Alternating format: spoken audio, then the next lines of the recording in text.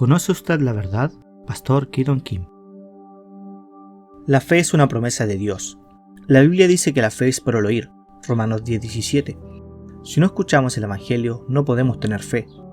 La convicción es una creencia que cada cual hace a su antojo. La creencia que lleva a la salvación no es convicción, sino fe. Convicción es el deseo de optar por otra religión. No es más que una creencia que viene de uno mismo. Está escrito, tener fe en Dios. Marcos 11:22. El sentido original es mantener la fe en Dios. El cristianismo es la religión de la revelación. Por lo tanto, hay que tener la fe que Dios nos reveló. La convicción no es una promesa ni la garantiza, pero la fe que Dios reveló tiene su promesa y su garantía. Los cristianos creemos en las promesas de Dios, así que debemos saber bien qué nos prometió Dios y en qué creemos. Hay obediencia ciega cuando uno actúa sin conocer la razón. También hay creencia ciega cuando uno cree sin conocer. La creencia ciega es la fe de los hombres que se guían por la superstición. Esa fe proviene de la convicción. Hemos vivido con convicción en el pasado si no creemos en Jesús. Algunos van al mar a pescar con convicción. Otros hacen grandes negocios con convicción. Sin embargo, puesto que la convicción no tiene la promesa ni la garantía de Dios, ella puede conducir finalmente a la desesperación. Por eso, algunos mueren al pescar en el mar y otros quiebran en sus negocios. Así pues, la convicción no tiene promesa ni garantía. La convicción no es más que la confirmación de uno mismo. Nuestra creencia no es convicción, sino fe. Tener fe es poseer y añorar la creencia que Dios nos reveló. Sin embargo, si la Iglesia pide tener convicción, como la entiende este mundo hoy en día, solo consigue motivar la creencia que surge de manera natural. Los cristianos no somos hombres de creencias que surgen naturalmente, ni tampoco somos supersticiosos. No somos hombres que tengamos una certeza que nos lleve a decir insistentemente eso es. Somos los hombres que poseen la promesa de Dios. Muchos enfermos venían a Jesús buscando ser curados, pero Él no dijo que cualquiera sería curado sin importar su fe. El paralítico fue llevado a Jesús por 4 amigos. En ese momento Jesús no dijo, ayuden a ese paralítico a levantarse. Jesús vio la fe en ellos y le dijo al hombre, hijo, tus pecados te son perdonados, toma tu lecho y anda. Lo mismo está escrito en otras partes de la Biblia, como en Mateo 9:2 y en Lucas 5:20. Pero la gente aún vive con su propia convicción. Por esta convicción, el hombre piensa, si voy al pastor, seré sanado. Si voy a donde está el pastor Kim, voy a mejorar. Si él me impone las manos, seré sanado. Pero esto es tan solo una confirmación de sí mismo. ¿Cuántas personas cercanas a nosotros se han equivocado viviendo con su propia convicción? Nosotros fuimos iguales a ellos. Empezamos pensando, eso servirá. Pero, ¿cuántas veces resulta que eso fracasa? Una convicción puede traer buena suerte o incluso propiciar un milagro, pero en ella no hay promesa ni garantía. Por el contrario, en la fe sí hay garantía y promesa de Dios. Así que nunca habrá desesperación ni frustración. Si uno vive con su propia convicción, puede atraer un milagro, pero al mismo tiempo debe darse cuenta de que puede fracasar. Ni un solo párrafo de la Biblia habla sobre milagros. Un milagro proviene de la suerte, pero un prodigio es la señal que proviene de la palabra. En él hay promesa y garantía. Los cristianos no esperamos milagros, sino prodigios. No esperamos la buena suerte, sino que tenemos fe en lo que Dios nos ha prometido. Por lo tanto, debemos escuchar la palabra de Jesús. Si Él nos ordena tomar el lecho y andar, hay que obedecerlo. Si Él nos ordena descartar el pensamiento de estar enfermos, hay que descartarlo. Si nos ordena dejar el lecho de enfermos, hay que hacerlo. Si uno recibe la imposición de manos pensando, estoy enfermo, nunca se recuperará de la enfermedad. Primero hay que abandonar el lecho de enfermo. Solo cuando olvidamos la idea misma de estar enfermos, podemos aliviarnos de la enfermedad a pesar de la imposición de manos. Si no se rechaza el pensamiento negativo, nunca habrá curación. Aunque una persona esté lisiada, si tiene la fe de la verdad, podrá levantarse.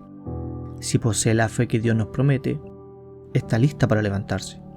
Pero la mayoría de los hombres no tienen la fe que Dios nos reveló, sino su propia creencia. Viven con su propia convicción, Todos piensan, tendré éxito si actúo de esta manera.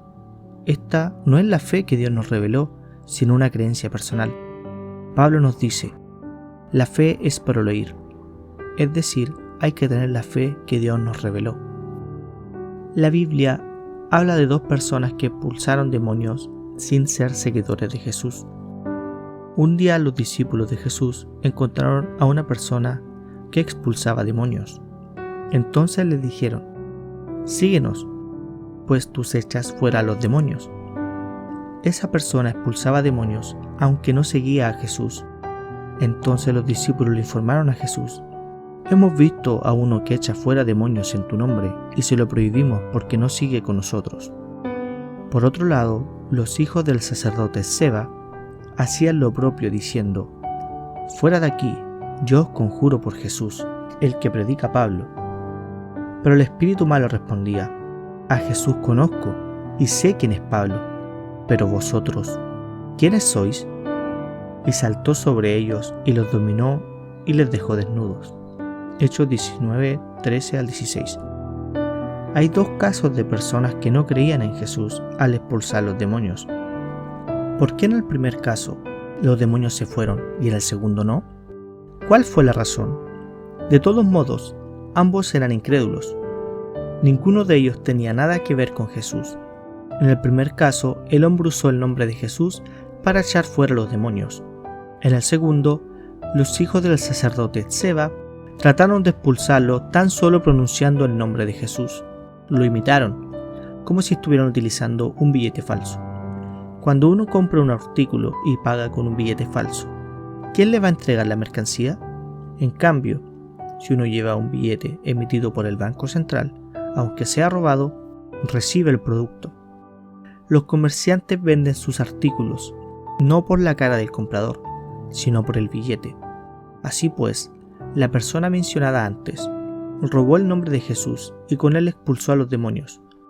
Los demonios fueron expulsados por el nombre de Jesús, no por la cara de la persona. Pero los hijos del sacerdote fueron avergonzados por expulsar demonios usando un nombre falso.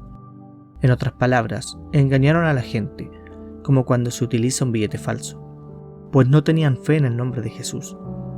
En ambos casos, los protagonistas no creían en Jesús, pero en el primero salió el demonio y en el segundo no.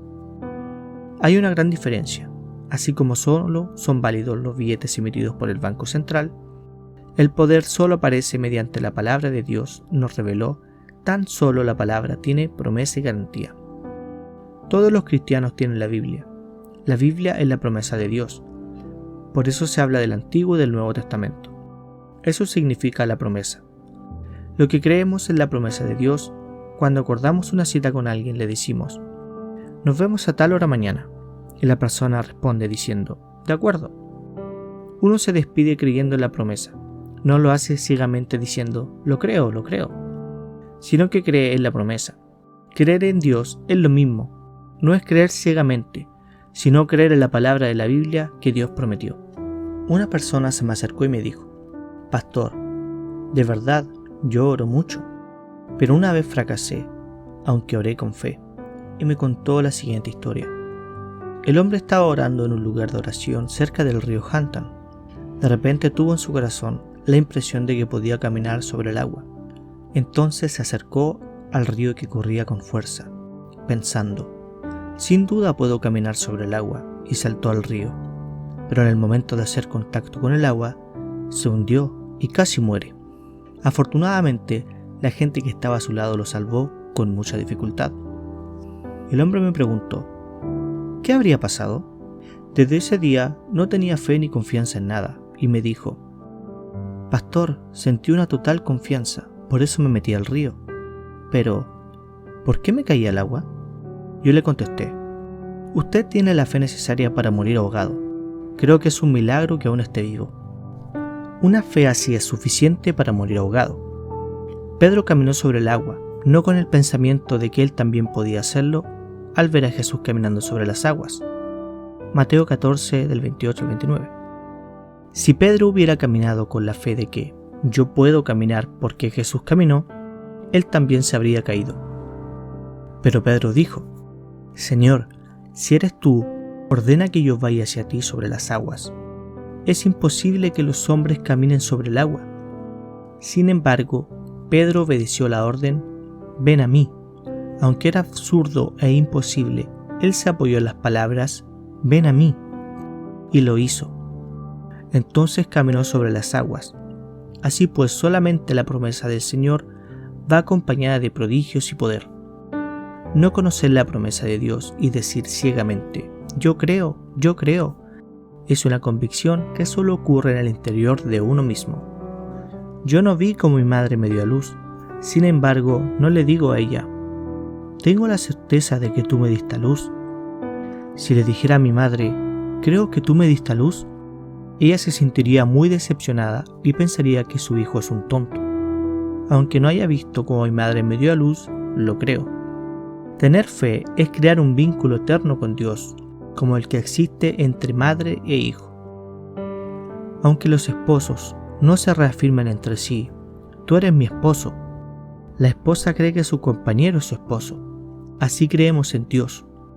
Hoy en día la gente dice, yo creo, porque tratan de tener fe a la fuerza, porque no están convencidos. Si la gente no está realmente convencida, cree a la fuerza. Tales personas no sanan enfermedades, fracasan porque creen a la fuerza, en algo de lo que no están convencidos. Abraham creyó en Dios toda su vida, pero nunca dijo, yo creo en Él. Lo mismo sucedió con Moisés cuando inició el Éxodo, obedeciendo el mandamiento de Dios. No dijo, yo creo. Pablo siguió a Jesús toda su vida, pero no dijo, yo creo. No lo dijo ni una sola vez. Lo mismo pasa con otros discípulos. ¿Por qué? Porque ellos creían en Dios verdaderamente. En el mundo tampoco hay hombres que digan, creo que tú eres mi esposa. Si así fuera, seguramente las esposas pensarían que sus maridos las pueden abandonar. Con mucha frecuencia la gente dice, yo creo, pero aunque tienen entusiasmo, no lo creen. Quienes no están convencidos dicen con sus labios, yo creo. Por eso me siento muy agobiado. Siento pena por quienes tratan de creer a la fuerza en algo de lo que no están convencidos. Por lo tanto, ocurren muy pocos prodigios en comparación con su fervor. Les cuesta mucho porque hacen esfuerzos sin tener fe. Creemos en Jesús para tener vida eterna. A los coreanos les gusta mucho conservarse con tónicos. De ahí surgió la expresión turismo de conservación con tónico. Para tener buena salud, comen cualquier cosa. Hacen de todo para que su cuerpo mortal viva unos días más, pero no hacen nada para lograr la vida eterna. Lo que promete la Biblia es la esperanza suprema del ser humano, la vida eterna. Es la autoridad única que solo Dios tiene. Es la propia vida del Señor que nos fue dada para que podamos vivir con Dios y como Él eternamente. Esa es la promesa de Dios. La Biblia dice, Dios ha dado a su Hijo unigénito para que todo aquel que en Él cree no se pierda, mas tenga vida eterna. Juan 3:16. Dios prometió la vida eterna. Esta es la vida eterna, que te conozcan a ti, el único Dios verdadero, y a Jesucristo a quien has enviado. Juan 17:3. La vida eterna es conocer a Jesús. Por lo tanto, hay que tener la fe de creer en Jesús con conocimiento. Tenemos que obedecer con la fe de que la Biblia es la promesa de Dios. Seguimos la palabra de vida eterna porque la palabra de Dios se convirtió en una orden para nosotros. La promesa de Dios es a la vez una orden y nosotros creemos en esa palabra. Obedecemos a esa promesa, es decir, obedecemos a esa orden. Por eso Jesús le ordenó a quien tiene fe, levanta, toma tu lecho y vete a tu casa. Entonces es suficiente actuar según sus órdenes. Tener fe es creer en la promesa de Dios. La Biblia es la promesa de Dios. Por eso nosotros creemos, obedecemos a la promesa de Dios. Si uno dice creer en Jesús sin conocimiento, estaría creyendo a ciegas. En este mundo hay muchas religiones menores, también hay muchas grandes religiones, cada cual con un libro que constituye su doctrina. Ese libro se llama libro sagrado. Pero hay una gran diferencia entre la Biblia y los libros sagrados que utilizan esas religiones. El libro sagrado es su doctrina lógica y teórica, que se puede llegar a dominar después de leerlo y comprenderlo. Puede tener profundidad, filosofía y un nivel muy avanzado, porque está desarrollado mediante una doctrina sustentada teóricamente. Pero la Biblia es lo contrario. La Biblia no está escrita mediante una doctrina ni desarrolla una teoría. Una doctrina no puede salvar a los hombres. La doctrina es la columna de una religión. En coreano, religión se dice Seongkyo. Seong significa techo. Esa es la religión. La doctrina es la columna que sostiene el techo. La religión no salva a los hombres. Si uno interpreta y estudia excesivamente la Biblia a profundidad, solo se genera una doctrina. Si la teología se desarrollara a su capricho, estaría lejos de la fe. La Biblia no es una doctrina, entonces no se obtiene la vida eterna tan solo leyendo todo el libro. Podemos ser salvos leyendo una sola página de la Biblia, pues la Biblia no es el desarrollo ordenado de una teoría, sino la compilación de acontecimientos en 2, 5, 10 o más versículos. Pese a que la Biblia fue escrita durante un largo periodo de 1600 años, el Antiguo Testamento durante 1500 años y el Nuevo Testamento durante 100 años, está llena de historias de hombres que se encontraron con Dios. Los leprosos, la viuda, el ciego, los cojos, los pobres, etc. Son historias del encuentro de toda clase de personas con Dios. Entre esas historias están las de un soldado, la de un rey, la de un sirviente, la de un criminal y la de una prostituta. La Biblia también es la historia del encuentro con Dios, de 1, 2, 10 o 100 personas de una familia o de un pueblo. Es la compilación de testimonios del encuentro con el mismo Dios de hombres de diferente procedencia, región, época, civilización y cultura. Es la historia de todos ellos con Dios, la historia de su maldición por el encuentro con Dios y la de su bendición por el encuentro con Él. Si se escribieran todas las historias de encuentros con Dios, no cabrían en el mundo todos los libros que se habrían de escribir. Dice Juan 20, 30, 31, hizo además Jesús muchas otras señales en presencia de sus discípulos, los cuales no están escritas en este libro, pero éstas se han escrito para que creáis que Jesús es el Cristo, el Hijo de Dios, y para que creyendo tengáis vida en su nombre. Por lo tanto, si se escribieran más cosas, no cabrían en este mundo. Por eso solo se escribieron estas, omitiendo las demás, para que los hombres crean de Él que Jesús es el Salvador, Hijo de Dios, y tengan vida en su nombre. Ese es el propósito de la Biblia. Pero la gente no se conmueve aún leyendo la historia del encuentro de Abraham con Dios, tampoco se conmueve con la historia del encuentro de Isaac con Dios, ni con la de Jacob. Ni siquiera se conmueve con el hecho de que las 3 generaciones se hayan encontrado con Dios. Aunque el pueblo de Israel no había visto a Dios, servía al Dios de sus antepasados. Ese pueblo ha conservado su fe durante 3500 años hasta hoy y cree en la revelación de Dios a sus antepasados. Se sienten orgullosos de que sus antepasados se hayan encontrado con Dios. Los israelitas han conservado su certeza y su fe hasta hoy. Sin embargo, la gente no presta atención a pesar de que la Biblia da testimonio de un cojo que fue sanado por su encuentro con Jesús o de un muerto como Lázaro que fue revivido por él. No tienen interés. No sé por qué no lo creen. En cada página de la Biblia hay una historia de encuentro con Dios, pero la gente no intenta creerlo. La Biblia dice: el que viola la ley de Moisés por el testimonio de 2 o 3 testigos muere irremisiblemente. Esa persona debía morir sin misericordia por el testimonio de quienes lo vieran violar la ley, a pesar de que haya una gran nube de testigos, como dice Hebreos 12:1. Si no se cree, ¿qué pasará? En la Biblia están escritas decenas de miles de historias de encuentros con Dios. Está escrita la historia de encuentros con Dios de 1 millón de israelitas cada día. Pero aunque se encuentren estas cosas, quienes no tengan fe están malditos.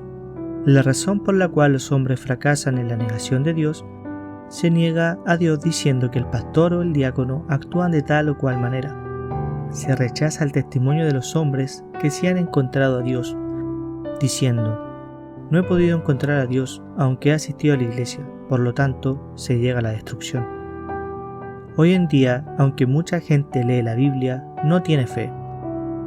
La causa del fracaso en la vida cristiana es, pues, no creer en Dios. Se llega a la destrucción por la duda. ¿Tiene Dios el derecho a condenarme? ¿Tiene el poder para mandarme al infierno? A pesar de los centenares de miles de testimonios de encuentros con Dios escritos en la Biblia, se niega la Biblia entera. Los hombres creen en los artículos que se publican en los periódicos, pero no creen en la palabra de Dios. Dudan de la historia del encuentro con Dios y no quieren creerla. Me parece que están dispuestos a no creer para ir al infierno. Me parece que decidieron endurecer su corazón desde el principio y que nacieron para no creer. Me parece que por esta razón no se convencen de ninguna manera aunque escuchen el Evangelio. Tenemos que creer en Dios con conocimiento. ¿Quién es Dios y cuál es la fe que creemos? Juan 17:3 dice: y esta es la vida, que te conozcan a ti, al único Dios verdadero, y a Jesucristo a quien has enviado. La fe no surge de estar sentado en la iglesia. A pesar de que Jesús haya hecho muchos prodigios, hoy en día, después de 2000 años, solo una décima parte de la humanidad lo cree. En vez de recibir el poder y el Espíritu Santo enviado por el Señor, lo niegan. Eso proviene del apego de los atractivos de este mundo. Los hombres que tienen un buen empleo no pueden acercarse a Dios, porque son esclavos de su trabajo. Entonces se aferran con toda fuerza a un cargo que va a desaparecer, pero no se aferran al poder eterno. Tienen que obtener la vida eterna de todas maneras, pero no lo hacen. Es porque les falta la fe. A nuestro alrededor hay muchas personas que regresan de nuevo a la vida mundana después de haber sido parte de la iglesia. Eso sucede porque no se convencen de ninguna manera. Si estuvieran convencidas, no abandonarían la iglesia. Aunque los forzaran, no lo harían. La Biblia dice que si conocemos y creemos en Jesús, tendremos vida eterna. Si ellos conocieran al Jesús que da vida eterna, no lo dejarían. No podrían dejarlo. Pero si no conocen a Jesús, pueden creer hoy, pero mañana no. Por consiguiente, tenemos que obtener la vida eterna conociendo a Jesús y creyendo en Él al mismo tiempo. Hay que conocerlo y no dejarlo, pase lo que pase.